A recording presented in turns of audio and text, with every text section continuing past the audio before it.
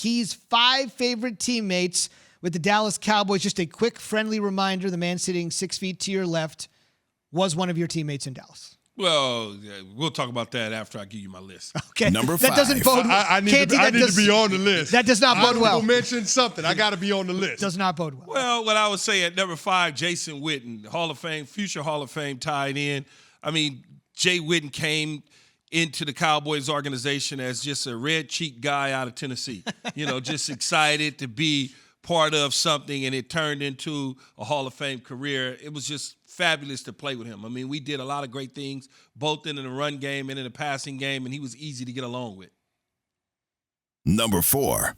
4 is Terrance Newman. Terrance Newman, cornerback out of Kansas State, who came to the Cowboys as like a 30-year-old cornerback. T. New was so old because Terrance had stopped playing ball, went to junior college, then Kansas State. And I used to always tease him, man, you're the same age as me and you're a rookie. and so it was just fun dealing with him, one of the best corners at his time in the NFL when he played with the Cowboys. They certainly got that draft pick right. Number 3.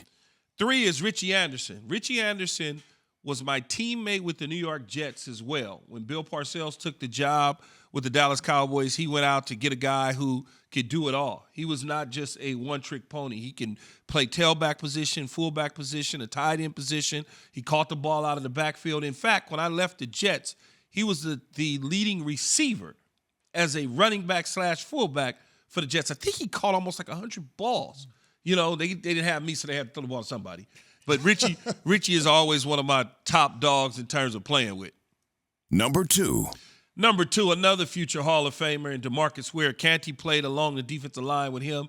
Obviously, DeMarcus was a young puppy that they had just drafted out of, where did he go? He was Troy State in Alabama.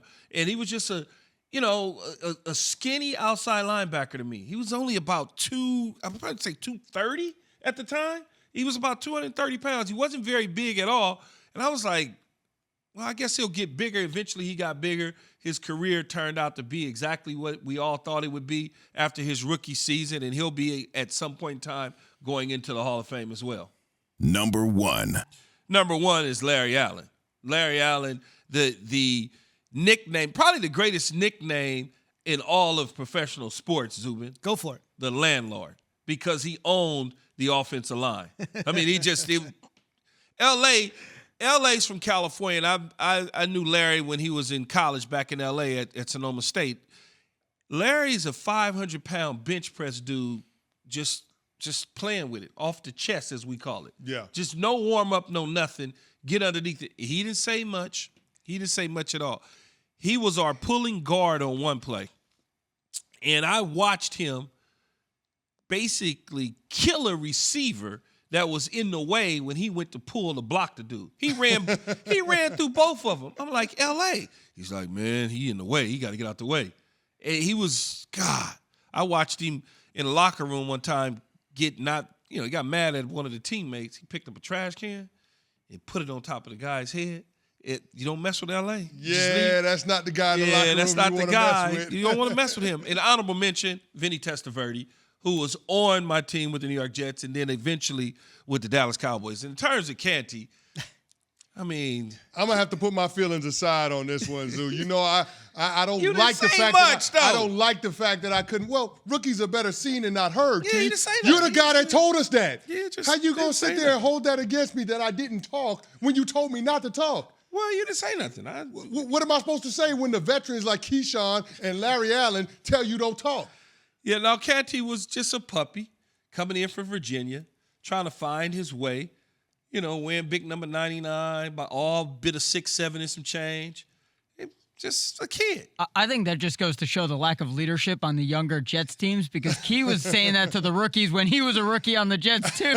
Oh, nobody cares about the Jets, Evan. No one cares about the Jets. Wow. What a funny LA story, because this is the guy that almost retired me before my NFL career got started. So Bill Parcells wasn't a huge believer in OTAs or minicamp because you couldn't have pads on. So we really didn't get involved until we got to training camp. But the first two-a-day that Bill Parcells had, we had inside run drill, we had 9-on-7, we had live goal line, and we had this drill called 3-spot. And I remember going up against Larry Allen on the first rep of the inside run drill, And it was one of those situations I was like, I can't believe I got to line up in front of this guy because this is going to be a Hall of Fame player. But he comes up to the line of scrimmage, and he does this thing with his arm like a choo-choo train. He's like, oh, yeah, whoop, yeah. That was, he's like, whoop, yeah, that's whoop. it. And I'm like, what is going on right there? I would later find out that when he did that, that meant they were running the ball behind him, and he was going to clear that area out. And he was basically saying, I'm going to be the locomotive, and I'm going to pull everybody behind me,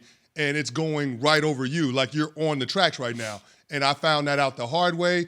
And I remember looking at my defensive line coach and Casey Rogers. I said, if this is what playing in the NFL is going to be like, then I'm not sure I'm the guy for this job. I'm not sure I'm cut out for this league. He came back to me and he said, son, I got good news and I got bad news. Which one you want first? I said, give me the bad news. You got to deal with this for the rest of training camp. I said, okay, coach, what's the good news? It's all downhill from here. You'll never have to worry about playing against a guy quite like this for the rest of your career. So like Key said, Larry Allen, probably the strongest guy that I've ever played against in the NFL, a 700-pound plus bench presser, just to give you an idea. Well, he warming up with 500 pounds. This dude was unbelievable, probably the most physically imposing guy that I've ever seen in the National Football League. And athletic and can move. It was crazy though. What I'm telling you, Zubin, you don't. I mean, you wouldn't know, but I'm gonna try to give it to you. So we're lined up on the right-hand side. We're in a tight bunch formation, and we're running a toss sweep. Larry has to pull from the left side, get around to the right. Our job as receivers is I block the end, somebody blocks the linebacker scraping over the top, and he's going to kick out, and whoever is there, he's going to clean it up. And so the receiver didn't do his job. The receiver kicked out, and Larry, with blinders on, just kept going.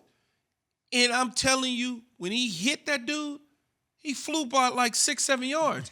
And I got my guy, but I'm looking at everything. And in the end, when I heard it sounded like a car crash because he didn't slow down. He did not slow down for him at all and didn't care.